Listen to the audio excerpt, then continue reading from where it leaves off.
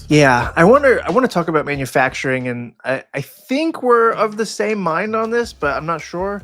So like I know you kind of debated this with Peter Olney, who's a very like honorable, smart organizer, but he's like my reading of him was that he's basically focused on a kind of like choke point logic of like you withdraw your labor at like the point of production for mass goods, and then that's where your like key leverage is or whatever, which is very like that's kind of how it was in the 1930s, I guess. But like for reasons that maybe we'll talk about, I think it's not wrong, but it's not quite right, or it's like incomplete. What do you think of that? What do you have to say on manufacturing, I guess?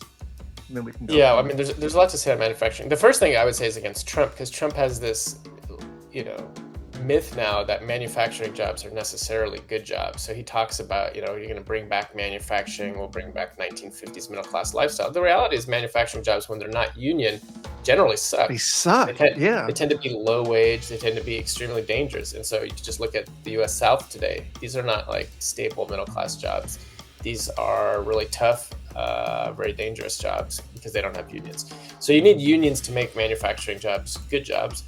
I do think that there's something historically and still today strategic about manufacturing. It punches above its weight, if you want to think about it that way, in terms of both leverage for workers and its overall geopolitical impact. There's something there to this idea that manufacturing is particularly crucial.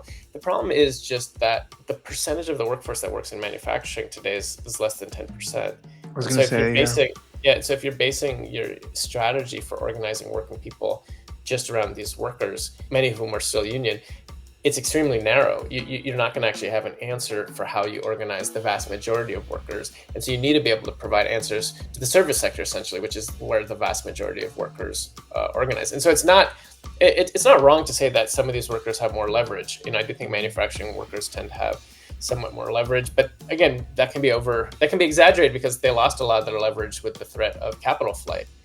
So this, that leverage was undercut because when companies could say they were going to move to Mexico or China, workers got really scared to strike or to unionize.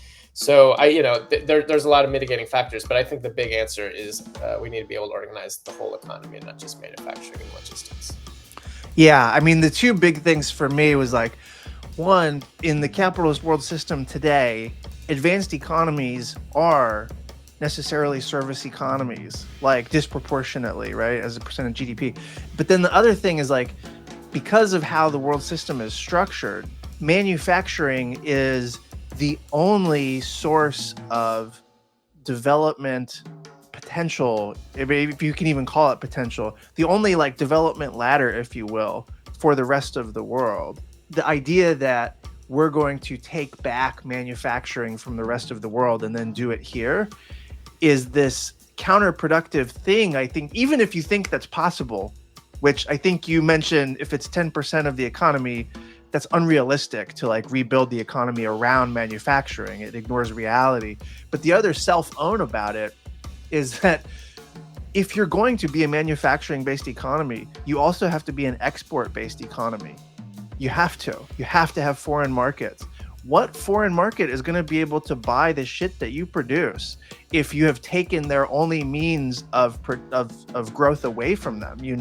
It's this contradiction at the heart of like the manufacturing fetish.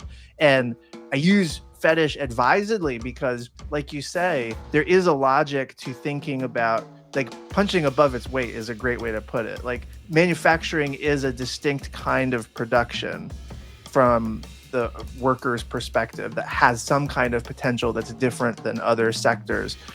That doesn't mean it scales. That doesn't mean that you can just do manufacturing and it's not going to have these consequences. Yeah, especially not in an age with automation is so intense, So it's a different era than it was even 100 years ago as far as scalability for this. Yes, don't get me started on AI.